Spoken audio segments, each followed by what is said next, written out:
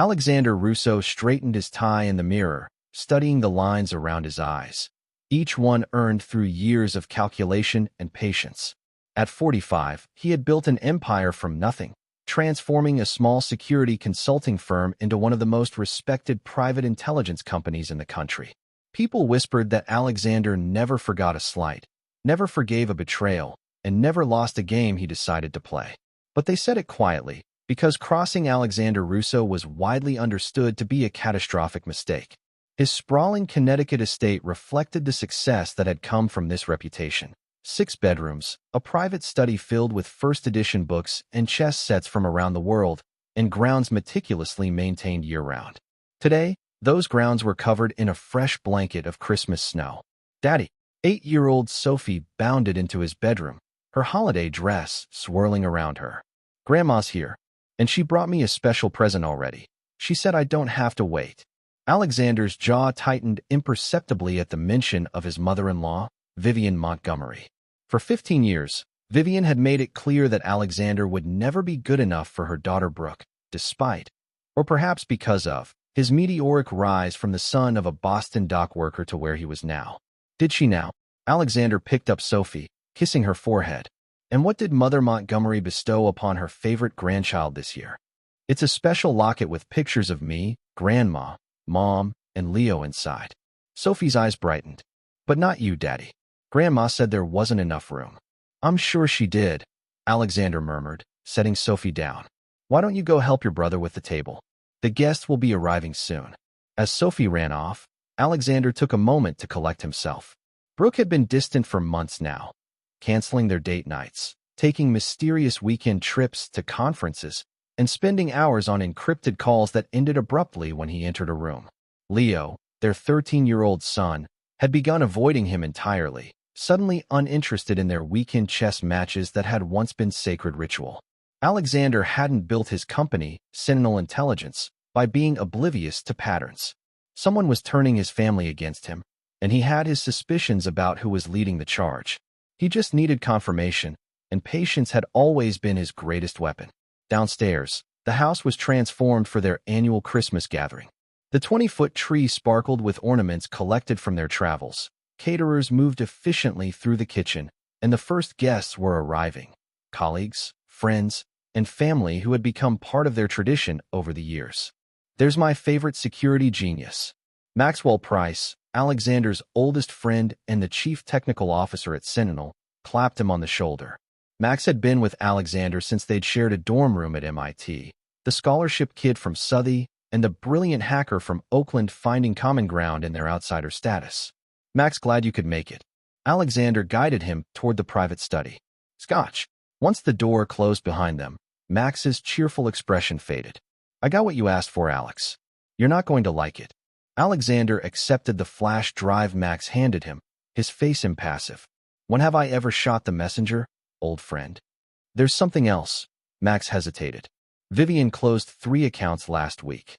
She's moved nearly $2 million into offshore holdings." Alexander tucked the drive into his pocket. "Interesting timing. And Prescott Caldwell's name is all over the communications," Max added. "Whatever they're planning, it's happening soon." Prescott Caldwell. The name sent a cold ripple down Alexander's spine.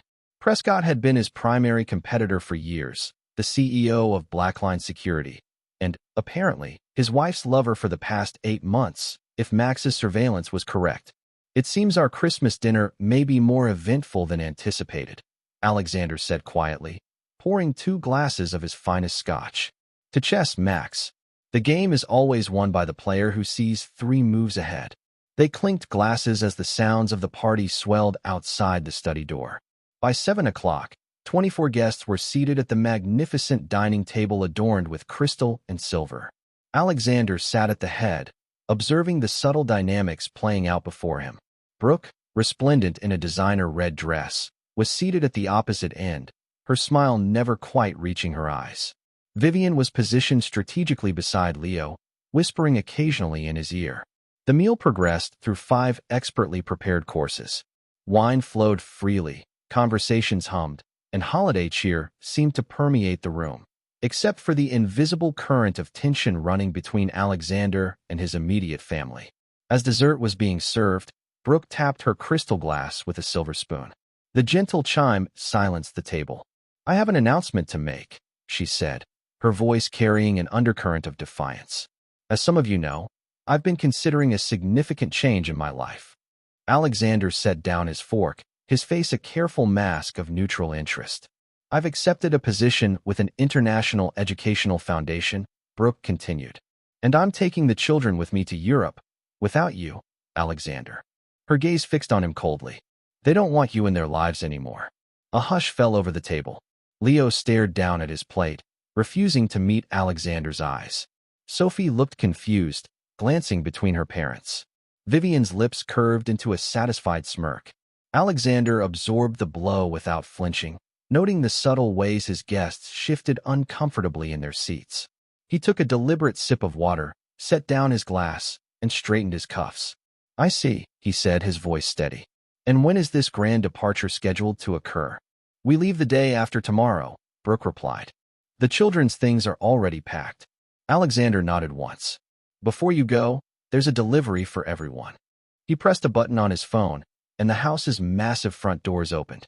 In fact, it appears to have just arrived. 5 years earlier, Alexander had first noticed the shift in his marriage. It wasn't anything dramatic, just subtle changes in Brooke's behavior. Late nights at her charity foundation, new friends he'd never met, a growing interest in privacy that seemed out of character for the woman who had once shared everything with him. Alexander had built his career on understanding that information was power, but he'd resisted the urge to turn his professional skills on his family. That changed the night he discovered Brooke had created a separate bank account with $1 million transferred from their joint funds. Money she claimed was for a special project at her foundation, but had actually been wired to an account in Geneva. Concerned but methodical, Alexander had begun gathering information, building a complete picture over months rather than confronting Brooke with fragments. He discovered the foundation was real but functioning as a shell for something else, a sophisticated operation designed to quietly extract wealth from high-net-worth individuals through a combination of relationship manipulation and falsified investment opportunities. The mastermind wasn't Brooke, she was merely an accomplished player. It was Prescott Caldwell, whose security firm competed with Alexander's, but also operated a lucrative side business targeting wealthy men through their wives and families. The pattern was elegant. Identify a successful man whose work kept him too busy to notice subtle changes at home. Insert an operative, sometimes a lover, sometimes a friend, to influence the wife. Turn the children slowly against their father. Isolate him emotionally while systematically draining his accounts through investments and charitable contributions. When the extraction was complete, the family would disappear, usually to Europe, where they would be rewarded with a small percentage of the take before being abandoned.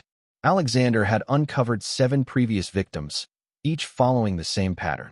Formerly successful men now divorced, financially ruined, and estranged from their children.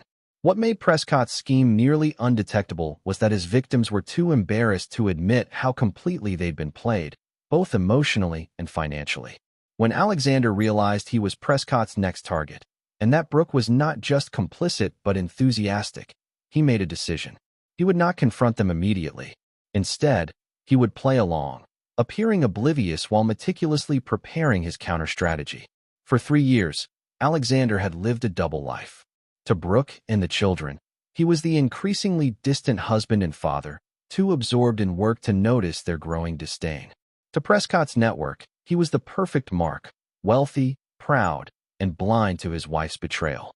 Behind this facade, Alexander worked tirelessly with a small circle of trusted allies. Max handled the technical surveillance. Daria Nowak, his head of security and former Special Forces operative, coordinated a team tracking Prescott's global operation. And Roland Pierce, an attorney who specialized in both family law and criminal prosecution, built legal cases so airtight they could withstand any challenge.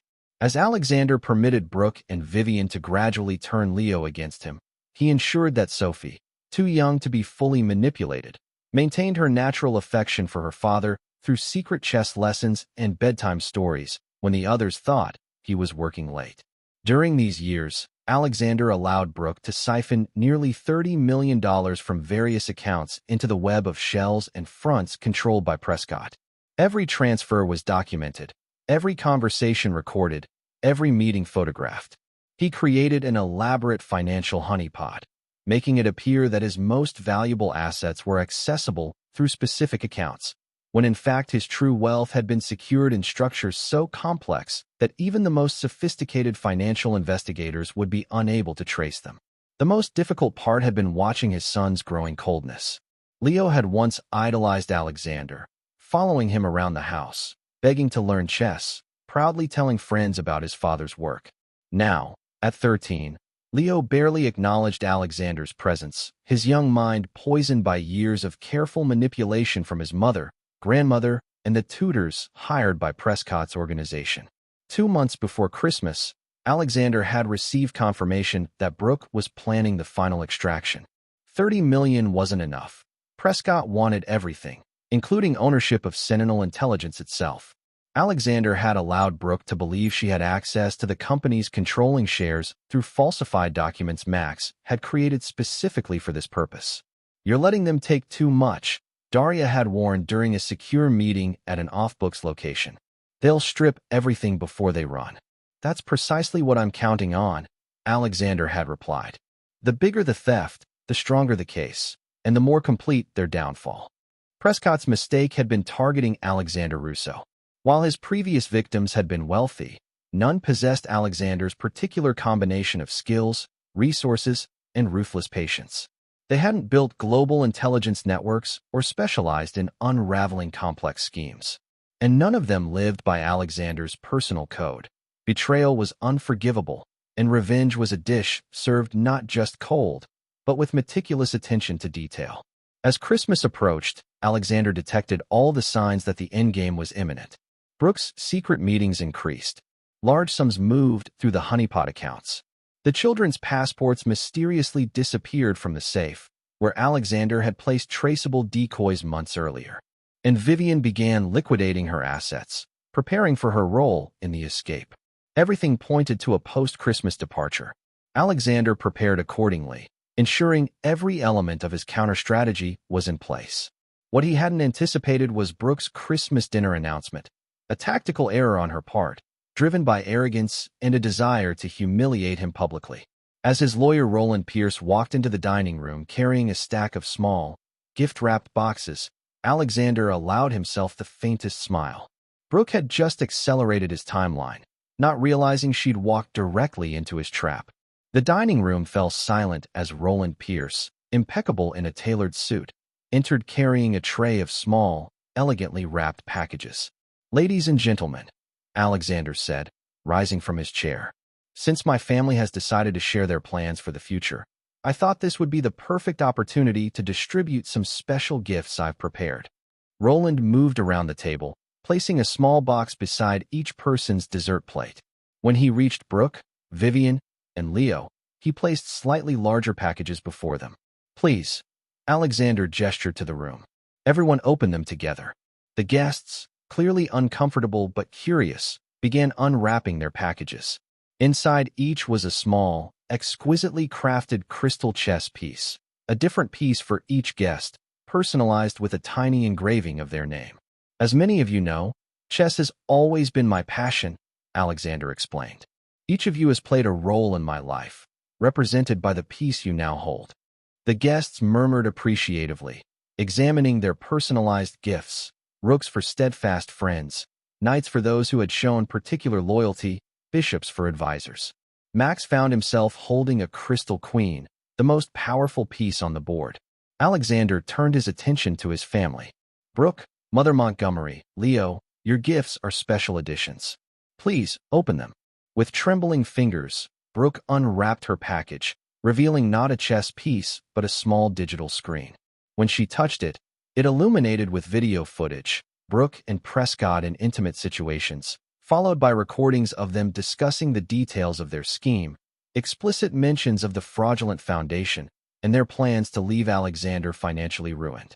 Vivian's package contained a similar device, showing her role in the conspiracy, meetings with offshore bankers, coaching Leo to reject his father, and detailed discussions about her cut of Alexander's wealth. Leo's package was different, a simple leather journal. When he opened it, he found years of entries in his father's handwriting.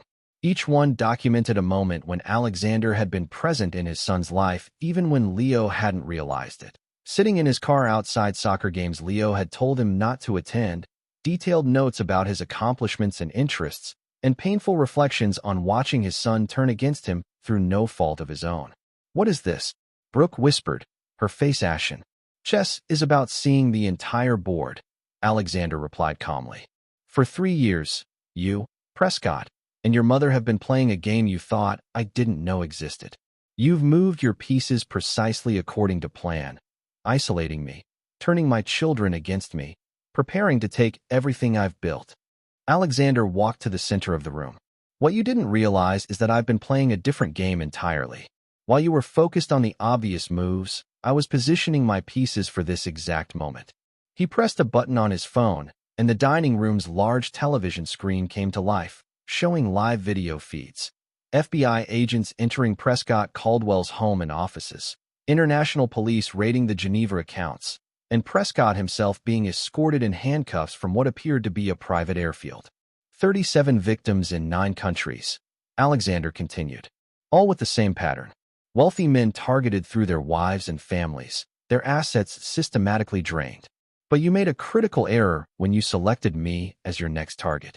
Brooke's digital screen now showed documentation of every fraudulent transfer she had initiated, every falsified investment, every forged signature.